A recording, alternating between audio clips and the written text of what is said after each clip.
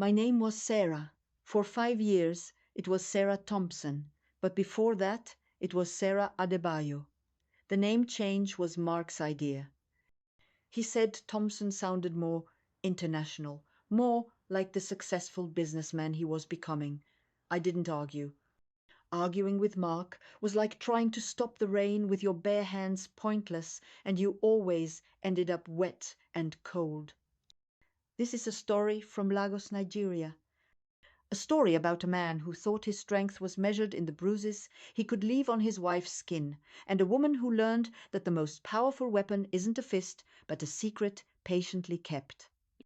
If you've ever felt trapped, if you've ever been made to feel small, then you need to hear what happened when the woman everyone thought was broken decided to disappear.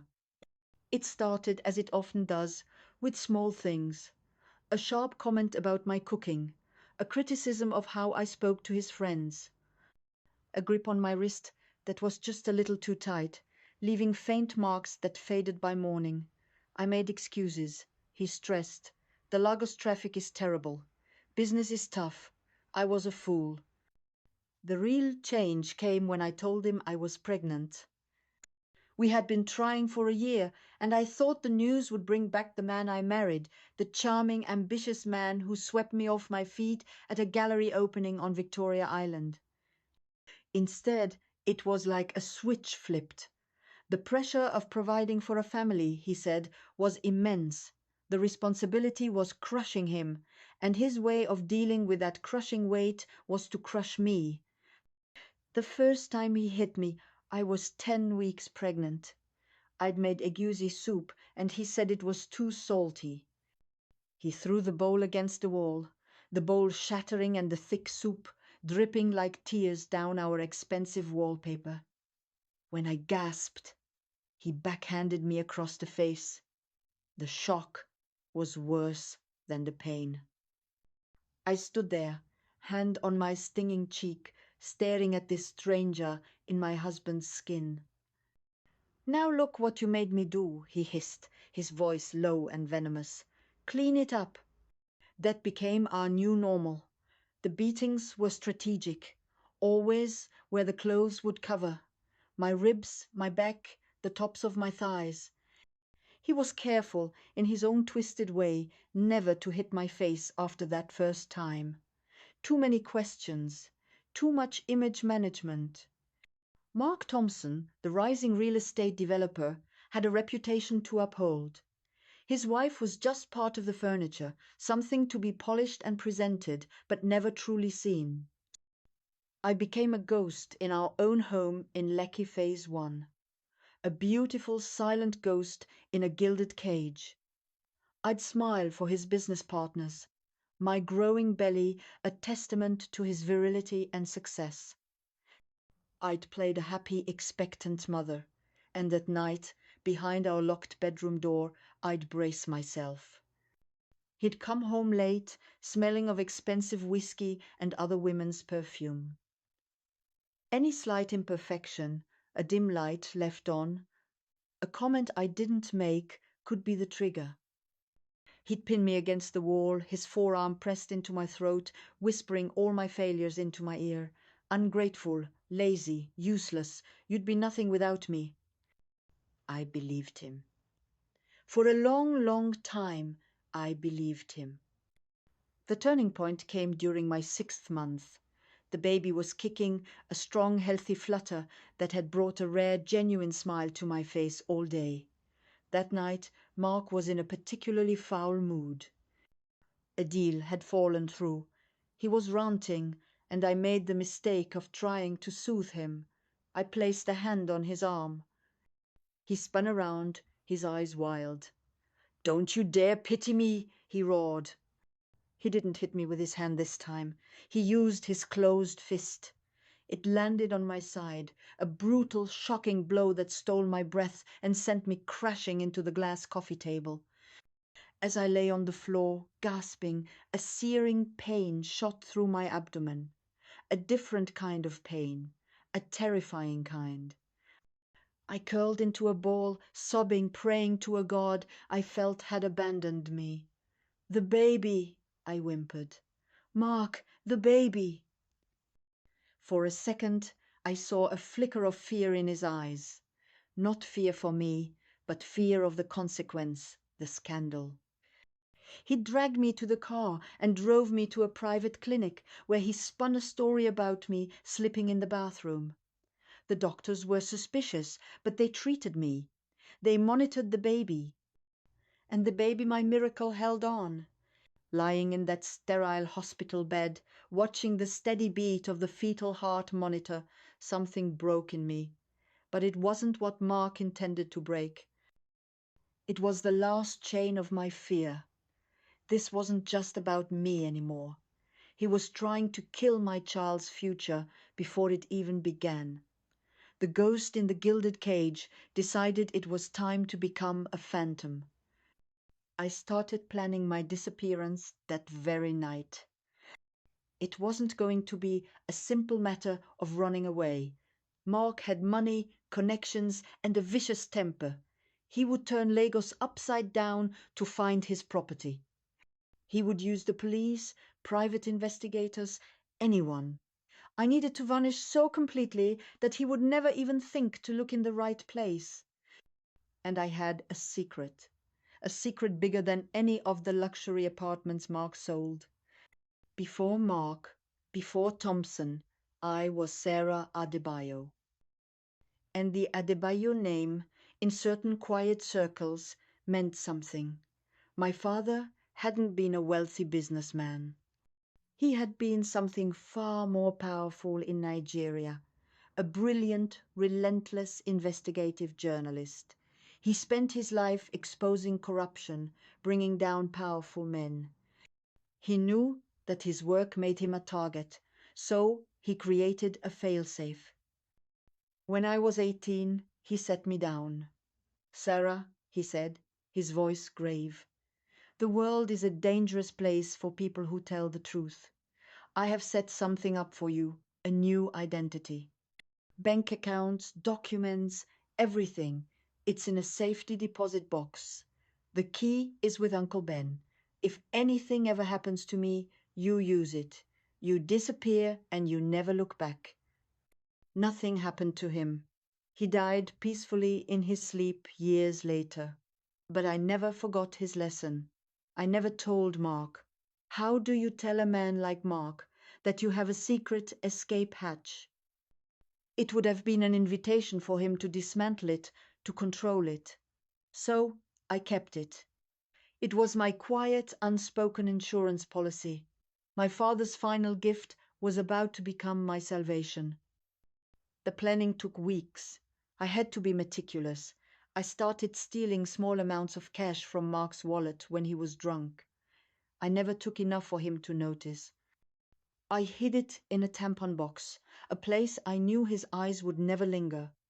I contacted my father's most trusted friend, Uncle Ben, a man who ran a small cyber cafe in Surulere. He was the only person I trusted. Using a prepaid phone at a market stall, I called him. "Uncle Ben, it's Sarah. The bird is ready to leave the cage."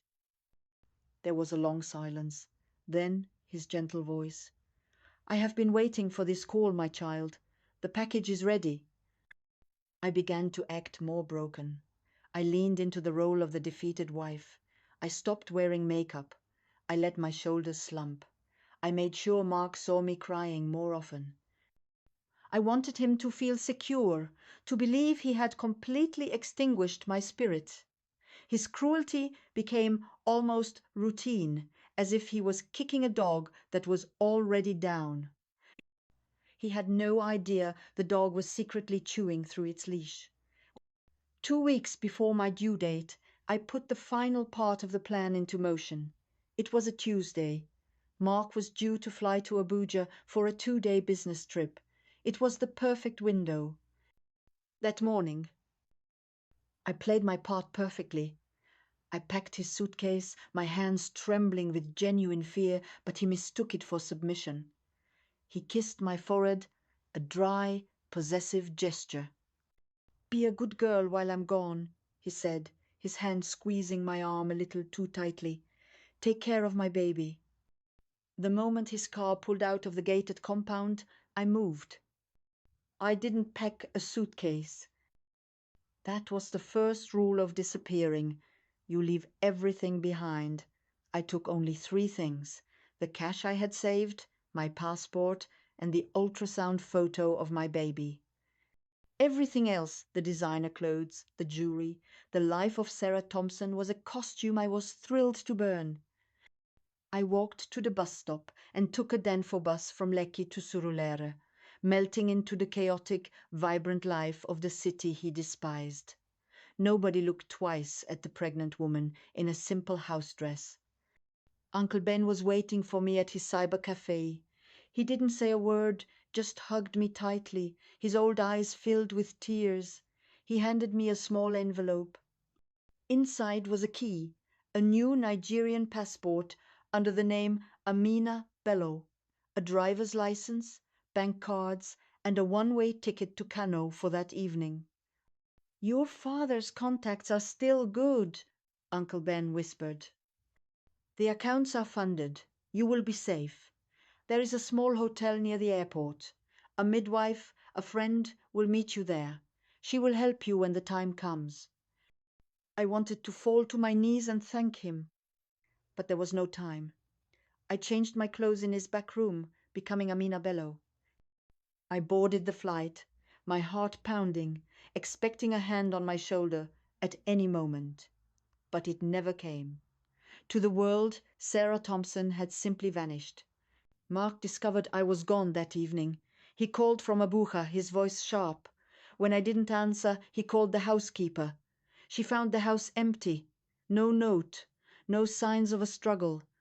Just silence. The first 48 hours were a whirlwind of performative panic. He filed a police report. He gave tearful interviews, the worried husband whose heavily pregnant wife had mysteriously disappeared. He offered a reward for information. Lagos was abuzz with the story. The media loved it. Mystery of the missing pregnant socialite. But as the days turned into weeks with no ransom note, no body, no credible sightings, the narrative began to shift. The police, initially sympathetic, grew frustrated with Mark's raging demands. The public's sympathy started to wane, replaced by whispers. What kind of man loses his wife without a trace? The cracks in Mark's carefully constructed image began to show. The press, hungry for a new angle, started digging. An anonymous tip, I'll always wonder if it was Uncle Ben, led a reporter to the private clinic where I'd been treated after the coffee table incident. The story of slipping in the bathroom began to unravel. Meanwhile, in a quiet, clean room in Kano, I gave birth to a beautiful, healthy baby girl. I named her Wura, gold in Yoruba. As I held her, smelling her sweet, new baby smell, I felt a peace I hadn't known was possible. The phantom had given birth to a new life. We were free. But my disappearance was only the beginning of Mark's nightmare. A month after I vanished, he received a formal letter from a law firm he'd never heard of. Adebayo and Associates. The letter was cold and precise. It stated that they represented Mrs. Sarah Thompson, née Adebayo. It informed him that she was safe and well, and that she was initiating divorce proceedings on the grounds of extreme physical and psychological cruelty. Attached were documents that made Mark's blood run cold. There were copies of my secret journal entries detailing the abuse with dates and specifics. But worse, far worse, were the photographs. Close-ups of the bruises on my back, my thighs, my ribs, photos I had taken with a hidden camera in the bathroom during my pregnancy. The evidence was undeniable. The letter concluded by stating that should he contest the divorce or attempt to locate Mrs. Thompson, a full dossier of evidence, including these photos and sworn affidavits from medical personnel, would be delivered to every major newspaper and television station in Nigeria. Mark was stunned. This wasn't the action of a broken woman. This was a calculated legal assassination. The ghost had learned to use a lawyer. He tried to fight back, of course. He hired the most expensive, ruthless lawyers in Lagos, but they were helpless. They couldn't serve papers to a ghost. They couldn't intimidate a woman they couldn't find. Every move they made was anticipated and blocked by the anonymous Adebayo and associates. The story leaked, as I knew it would. The media feast was spectacular. Real estate tycoon a wife beater. Pregnant wife fled for her life. The same papers that had once sung his praises now splashed his cruelty across their front pages. His business partners dropped him. His reputation was in tatters. But the final, most exquisite twist was yet to come. Broken and desperate, Mark was drinking heavily in his empty, silent house when a different kind of letter arrived. This one was handwritten on simple, elegant stationery. He recognized the writing instantly. It was mine. Dear Mark, by the time you read this, the divorce will be final. You have no choice but to accept the terms. You keep your company, what's left of it. I have everything I need. I imagine you're wondering how I did it, how the quiet, useless wife outsmarted the great Mark Thompson. You thought my strength was in my silence. You were wrong. My strength was in my name. You never asked about my father. You were only interested in what he couldn't give me. But he gave me everything. He taught me that true power isn't about dominating those who are weaker. It's about understanding the system so well that you can make it work for you, even when you seem to have nothing. The law firm that handled my case, it was founded by my cousin, the private investigator who helped gather the final pieces of evidence. He was my father's protege. The network you never saw was there all along, a silent army waiting for my call. You beat me because you thought it made you powerful, but all you did was show me how weak you truly are. A strong man doesn't need to break a woman. A strong man builds something that lasts. I have built a new life. I have a daughter, Wura. She will never know your name, and she will certainly never know your touch. You wanted a son to carry on your legacy, but your legacy is this. You are the man who beat his pregnant wife, and who was so foolish he didn't realize she was the one who held all the power all along. Do not try to find us. If you do, the next letter won't be from me. It will be from a judge, and it will be accompanied by a warrant for your arrest. The evidence is overwhelming. The world now knows what you are. Goodbye, Mark. The quietest person in the room doesn't just own the building. Sometimes she's the one who quietly arranged for it to be condemned. Sarah. Mark read the letter 3 times. Then he screamed a raw, guttural sound of pure, impotent rage. He tore the letter to shreds and trashed the living room, smashing the same glass coffee table I had fallen against months before. But the violence brought no relief. The house was still empty. The silence was still deafening. He had lost, not to a stronger man, but to the woman he had considered his property. She hadn't just left him. She had systematically destroyed him, and she had done it from the shadows, using his own arrogance as the primary weapon. Today, I live in a quiet town far from Lagos. I run a small online business selling handmade textiles under my new name. Neoma is a happy, thriving toddler who has never heard a raised voice in anger.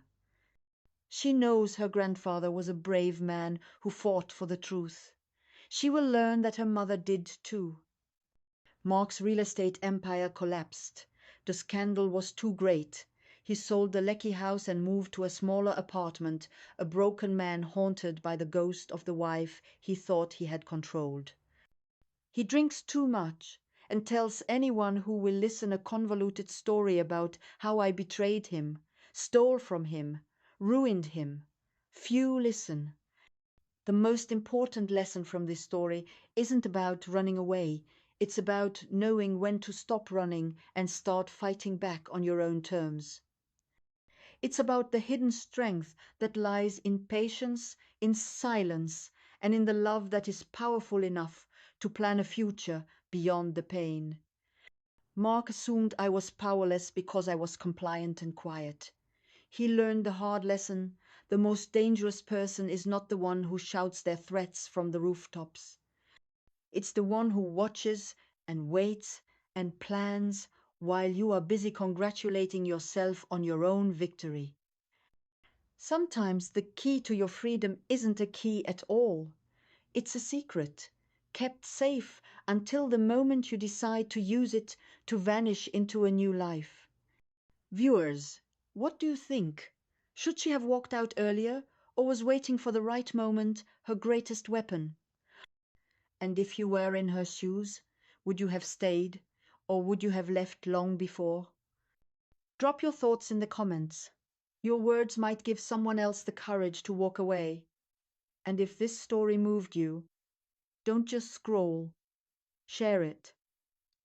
Someone out there might need to hear it tonight. Because one thing is certain: abuse thrives in silence. But once truth enters the room, even the darkest secret has nowhere left to hide.